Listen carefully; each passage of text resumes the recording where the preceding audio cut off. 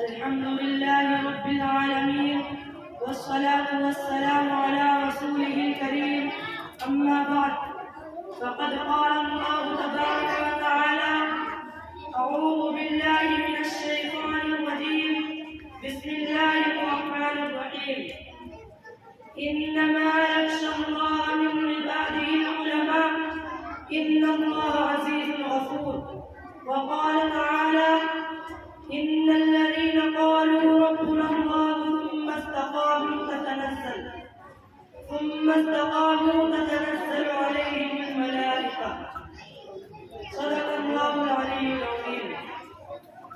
ملے گی منزل مقصود ہم یہ ایمان رکھتے ہیں، ملے گی منزل مقصود ہم یہ ایمان رکھتے ہیں، ہم اپنی رہنمائی کے لیے قرآن رکھتے ہیں. وفاداری وطن سے ہو یہی قرآن کہتا ہے، وفاداری وطن سے ہو یہی قرآن کہتا ہے. ہم اپنے دل کے ہر گوشے میں ہندوستان رکھتے ہیں. محترم حضرات، آج میں ان یاران باوفا باصفا شہیدان عشق و وفا اور وارثان بلال کی آزادی کے تذکرے کی سعادت حاصل کر رہا ہوں، جن کا قلب و جگر اسلام کی عظمت سے معمول تھا، جن کا دل جذبہ جہاد سے شرساب تھا، جنہوں نے اپنی زندگی اسلام کی سربلندی اور اللہ رب العزت کی آواز کو عام کرنے کے لیے وقف کر دی تھی، جن کی ایک تاریخ ہے، جن کی ایک داستان ہے. دوستو، شاعر کہتا ہے پتا پتا بوٹا بوٹا حال ہمارا جانے ہے، پتا پتا بوٹا بوٹا حال ہمارا جانے ہے، جانے نہ جانے کوئی نہ جانے باپ کو سارا جانے ہے. محترم حضرات، جب ہندوستان کی مقدس سرزمین پر انگریزوں کا ناپاک سایہ پڑا اور وہ اپنی عیارانہ اور شوقیانہ چالوں سے یہاں کے مالک بن بیٹھے تھے، جب بادشاہ خان ہند پر طرح طرح کے ظلم و ستم کے پہاڑ توڑے جانے لگے تھے، جب بادشاہ خان ہند کو غلام بنایا جانے لگا تھا، جب ہندوستانی باشندوں کو باشندوں کا خون بہایا جانے لگا تھا، ایسے نازک وقت میں سب سے پہلے جس شخص نے عالم بغاوت بلند کیا وہ محدث کبیر شاہ عبد العزیز رحمۃ اللہ علیہ ہے. یہ وہی مرد گزاری اور درویش افزا ہے جنہوں نے وقت سے بہت پہلے مسلمانوں کے لیے نصب العلم کا اعلان فرمایا تھا. جہاں تک پہنچنے کے لیے دوسروں پر بھی برسات کا انتظار کرنا تھا. شاہ عبد العزیز رحمۃ اللہ علیہ کا فتویٰ کیا تھا؟ ایک برکت پہ حملہ تھا جو دشمنوں کی نقل چمکن پر گر پڑا. انگریزوں کی نیندیں حرام ہو گئی تھی، جگہ جگہ آزادی کے شعلے بیٹھنے لگے تھے، جگہ جگہ آزادی کے پرچم لہرانے لگے تھے، سینوں میں بلبلے مچلنے لگے تھے، حوصلوں نے انگڑائیاں لینی شروع کر دی. حضرت گرامی، واقعہ یہ ہے کہ اگر شاہ عبد العزیز رحمۃ اللہ علیہ فتویٰ کر دیتے تو جنگ آزادی میں علم حصہ نہ لیتے، اور اگر جنگ آزادی میں علم حصہ نہ لیتے تو ہندوستان کا بھی آزاد نہ ہوتا، اور اگر یہ علماء کرام نہ ہوتے تو تحریک آزادی بن سکتی، تحریک نشر ایمان بن سکتی، تحریک انقلاب بن سکتی، ہندوستان چھوڑو تحریک بن سکتی. البتہ علماء کرام ہی نے اپنے پورے جگر سے ان سے آزادی کی گرہ بن سکتی ہے اور اپنے مقدس نام سے شجر وسیجا ہے اور قرآن چڑھایا ہے. دوستو، شاعر کہتا ہے جب پولیسوں کو خون کی ضرورت پڑی، جب پولیسوں کو خون کی ضرورت پڑی، سب سے پہلے یہ گردن ہماری کٹی، پھر بھی کہتے ہیں آج یہ اہل چمن، یہ چمن ہے ہمارا تمہارا نہیں. حضرت گرامی، تحریک بالاکوٹ سن 1731 کے بعد ہندوستان میں انگریزوں کی حکومت بہت مستحکم ہو رہی تھی. چنانچہ ہندوستان میں علماء کرام نے بہت سی میٹنگیں کی. سن 1856 کی ایک میٹنگ میں پورے ہندوستان کے بڑے بڑے علماء شریک ہوئے. حضرت مولانا جعفر تھانوی رحمۃ اللہ علیہ، حضرت مولانا ولایت علی رحمۃ اللہ علیہ، حضرت حاجی امداد اللہ مہاجر مکی رحمۃ اللہ علیہ، حضرت مولانا قاسم صاحب رحمۃ اللہ علیہ، حضرت مولانا رشید احمد گنگوئی رحمۃ اللہ علیہ، حضرت حافظ دامن شہید رحمۃ اللہ علیہ، یہ تمام کے تمام علماء کرام اس میٹنگ میں شریک ہوئے تھے. حضرت مولانا قاسم صاحب رحمۃ اللہ علیہ نے فرمایا کہ آپ کو یہ پتہ نہیں ہے کہ انگریز ہمارے سر پر کھڑا ہے اور انگریز نے پورے ہندوستان پر اپنی حکومت کا جال پھیلا دیا ہے. فیصلہ کرنے کے لیے تیار ہو جاؤ، انگریز کا مقابلہ کریں گے، مر جائیں گے کٹ جائیں گے مگر انگریز کو یہاں سے بھگا کر دم دیں گے. دوستو، شاعر نے تعریف خوب انداز میں کہا ہے یہ سنگ گرا جو حائل ہے رستے سے ہٹا کر دم لیں گے، یہ سنگ گرا جو حائل ہے رستے سے ہٹا کر دم لیں گے، ہم پھول بھی ہیں تلوار بھی ہے باطل کو مٹا کر دم لیں گے. یہ بات ہے ظاہر دنیا میں، یہ بات ہے ظاہر دنیا میں، ہم پھول بھی ہیں تلوار بھی ہے یا بس میں اب آگ نہ جلنے پائے گی نمرود صفت عیاروں کی،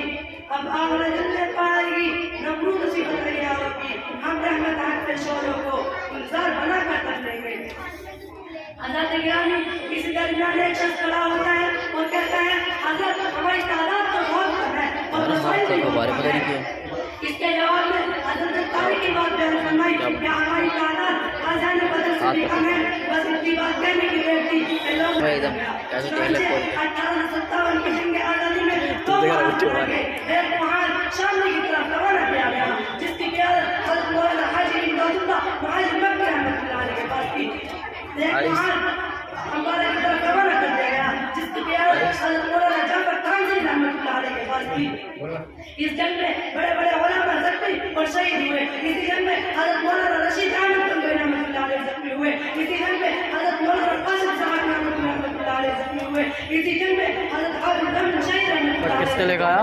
دوستو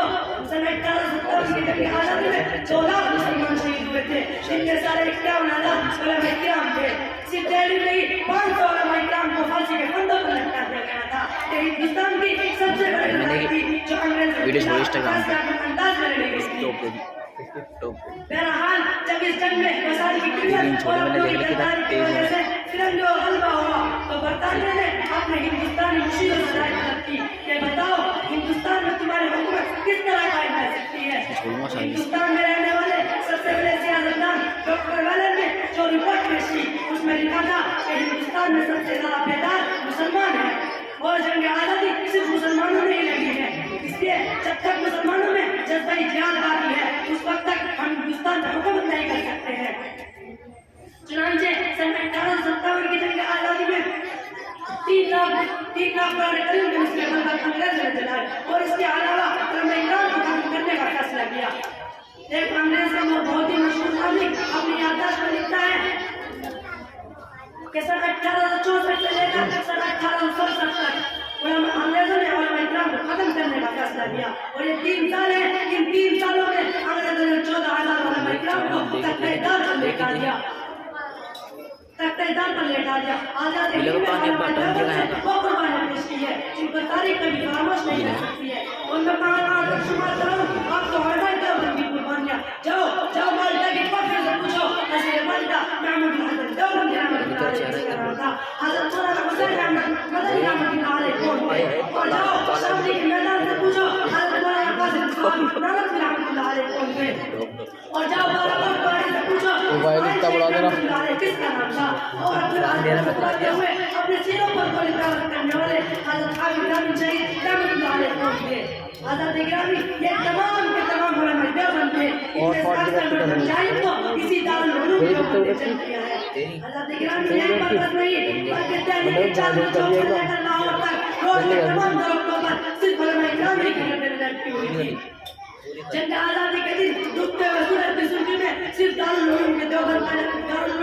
علماء کا نہیں بلکہ تمام مسلمانوں کا خون شامل تھا۔ اس لیے میں چیلنج کے ساتھ کہہ سکتا ہوں کہ اگر ہندوستان کی جنگ آزادی میں علماء حصہ لیتے تو ہندوستان کا بھی آزاد نہ ہوتا۔ اگر حضرت مولانا حسین احمد مدنی رحمۃ اللہ علیہ نہ ہوتے تو ہندوستان کا بھی آزاد نہ ہوتا، حضرت مولانا رشید احمد گنگوئی رحمۃ اللہ علیہ نہ ہوتے تو ہندوستان کا بھی آزاد نہ ہوتا۔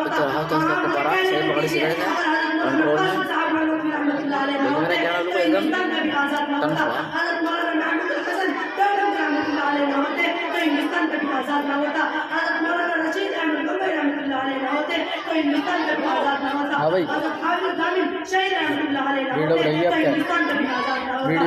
اس لیے میں کہتا ہوں دل سے نکلے گی نام کر وطن کی محبت، دل سے نکلے گی نام کر وطن کی محبت، میری مٹی سے بھی مجھ میں وفا آئے گی۔ اب میں اپنی بات ختم کرتا ہوں۔